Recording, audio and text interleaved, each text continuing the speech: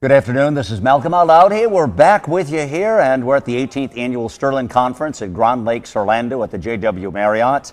I have had the pleasure, growing up, I never knew that a principal could be cool.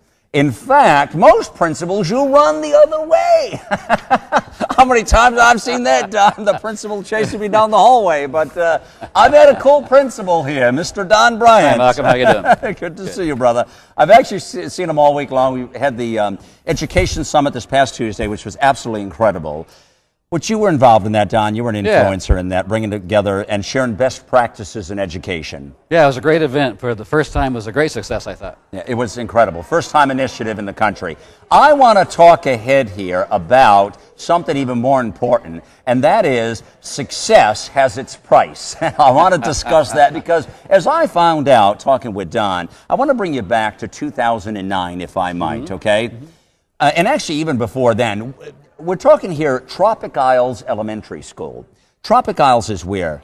Tropic Isles in North Fort Myers in Lee County. Okay, in Lee County, North Fort Myers. Okay, so you come on as the principal there in what year? When did you get the gig? 11 years ago, 1999. I moved to Florida and moved to Tropic Isles. Okay, and this was, as you say, a school that was much less glamorous than the name reflected. Indeed, yes. There were some challenges there. Yeah, many challenges. First of all, it's a Title I school. Okay. Which means you have a lot of low-income students. Older campus, not a real glamorous community. Okay. It was full of wonderful kids. Was and still is now. Well, it always is. Yeah. I mean, the kids are the spirit in Right. it. But I mean, they're unfair. They're put in that spot. And it was full of wonderful, caring staff members.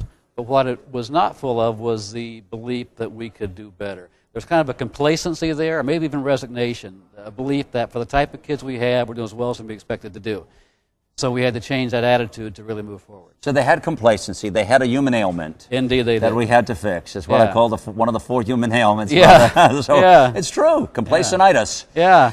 So from there, you recognized that, and you got engaged with Sterling at that point. Yeah. We actually got engaged with Glasser quality before Sterling, and Glasser is very compatible with the Sterling model, and then blended that with the Sterling model, and really use the 2 quality approaches to overcome the complacency. With the entire team? With the entire team. Okay, so you worked it from the ground forward. We did. Starting to treat the students like they should be treated as the customer. Correct. And we wanted to make the students responsible for their own learning and their own behavior. Right. Having done that, you won in 2009. We received the Governor Sterling Award in 2009. No small task. No, and it had been a multi-year journey to get to that level. Yeah. So the GSA recipient, Tropic Isles School, won that just this past year. Now, having had that achievement, it's like, when you did something big in your life and then they said, what are you going to do next, Mr. Malcolm? Well, I'm going to where? Disneyland. No, they didn't send you to Disneyland. Where did they send you? Darn close, so. No. I am now, as of mid-March, the principal of Fort Myers Middle Academy. Woo! Which is also in Lee County, in central Fort Myers. Yeah. Very similar in many ways to Tropic Isles 11 years ago. So now you did such a great job. Yes. That now you got the call from who? From my boss, the superintendent. From your boss. Yes. Who says, Don, have you ever thought of being a middle school principal? And I said, no. And he said, well, yes, you have. So pack your bags. Yeah, within a week I was, I said goodbye to my friends at Tropic Isles and moved to Fort Myers Middle. What a story, Don. Yeah. What a story. Yeah. I knew you did the 2009 GSA, but I had no idea they flipped your world upside down. How dare they? Yeah, and I'm okay with this. It's going to be a great opportunity. It was tough to leave Tropic Isles and the relationship you built there after 11 years. Because you had built this up. All right, so now processes are in place there. They are. So now it's a matter of carrying that through at Tropic Isles, and you say that's doable. They're doing it. Yeah, it's been a very smooth transition because of our use of the quality practices that had these processes mapped out. We all had a common vision, common mission. We were all on the same page as far as where we're going. Get everybody in the same sheet of music. Yeah. You actually sound good. Yeah, so it was really a seamless transition. Yeah, absolutely. Fantastic. Well, man, thumbs up to you, I got to tell you. All right, so now let's look at where we're at right now at Fort Myers Middle Academy, okay? Let's talk about some of the systems around learning strategies and education that you're now going to implement at the new middle school. Yeah. Well, the first thing we're going to do let me tell you about Fort Myers Middle Academy, first of all. Wonderful school, wonderful kids, many, many veteran staff members, 30-plus years at that same school. It's in Central Fort Myers. It is a 90-90 school. 90% minority, 90% poverty. Okay. The kids are bright. They have aspirations like any other kid. They're great kids. What the school has not had a lot of experience with is looking at data to help them make informed decisions.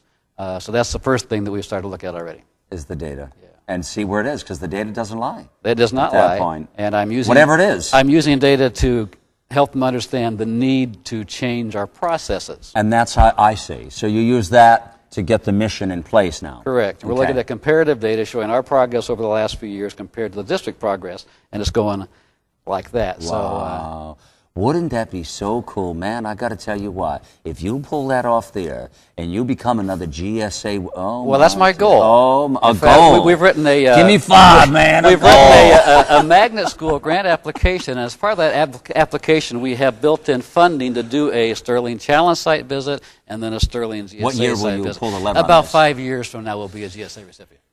5 years from now, you will go for it. We will. And you got to get everything in place. We will. A lot of work to do. A lot of work. God a lot of bless you, systems to put in place. Man, at that point, you know, they may be ready for you to give you, another phone call may be coming. You may be running the whole spiel. You may get a call from the White House. Yeah. You know, Don, we're going to send you here. Yeah, this is Barack. Yes, I need you. Yeah. We got a problem over here. Let's send you over there. Well, if you can accomplish it there, that's a feat. It will be. It'll be a great accomplishment. That's not a small thing. I mean, But the key to the success will be like it was at Tropicals. It wasn't me. It was getting all the players in place on the same page. Don, as it always is, because you can't do this you can't do it as an island. Not at all. You know, I mean, you have to do this with a team of people. I mean, you're one guy, and you can't just implement that whole thing. It's getting people to believe in it and to drink the Kool-Aid. Indeed. Once they drink the Kool-Aid and they see how good it is. Oh, yeah. It becomes self-fulfilling. You can't stop the momentum once it really gets going. Yeah, anything is possible at that point. And that's really whether it's in education or in healthcare, Don, in business, in life, personal, the whole spiel. And that's the great thing about the Sterling or Baldrige criteria. It's applicable to every sector. Right. You know, I've been in education 36 years, and as I said many times, my involvement with Sterling has been the most helpful thing I've done in 36 years to improve my schools. The most helpful thing you've done in 36 years. And particularly my experience as a Sterling examiner. I encourage anybody who's interested in improving their company to become a Sterling examiner. Yeah, how long? Let's take a minute on that point, because I haven't really touched on that too much, the examiner. How many years as an examiner? I've been an examiner 4 years. Okay. Wow. And so, again, you put it on the front lines, and you're helping others succeed, Don. Yeah. God bless you. We're helping others, but also helping ourselves. It's kind of a selfish endeavor, because you always learn more than you give, and you bring those best ideas, best practices back to your own organization. Wow. So personal development. So you do it for those reasons. That is cool. Yeah. I mean, so you just said you took the examiner mode of the contributions that they do, which is, I take my hat off to every one of them here. And I've interviewed the master examiner the other day, and I have to tell you, and you're saying you do it for your own selfish reasons. Isn't that cool? Yeah. Other reasons also, but but that's good. I'm sure I learn more than I give. Isn't that great? Yeah. You are quite the specimen, sir. Well, thank you. Yeah. You are. For everything that you're doing and everything you've accomplished with the kids, and God bless you for everything you're doing with the education and the kids in school. I mean, there's nothing more important than teaching the kids. They're totally worth it. With these fundamentals and what's happening, man. You know, I have such an appreciation. Well, you know, we're giving them skills to help them succeed in their entire life. Right, that's right. Big mission. And this is something they can take onward, Don. Absolutely. And in their lives and just be better citizens and better in every aspect and way, right? That's correct. And the quality tools they're learning now, is going to help them be self-guiding, self-sufficient, self-motivated through the whole life. Right. Yeah, totally true. I think that's what it is all about today. And I've often said, Don, we've got to start with our little ones. We have to really teach them right and wrong and where to go with it, because that's where society sometimes fails. We take for granted that point. And you're absolutely correct, especially at a school like Fort Myers Middle. They're wonderful kids, and their parents are wonderful parents, but the parents have not had a lot to give the kids to prepare them to succeed in school.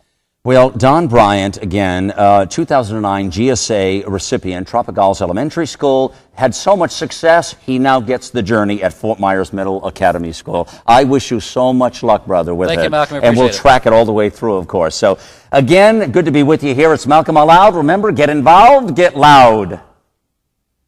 And we did.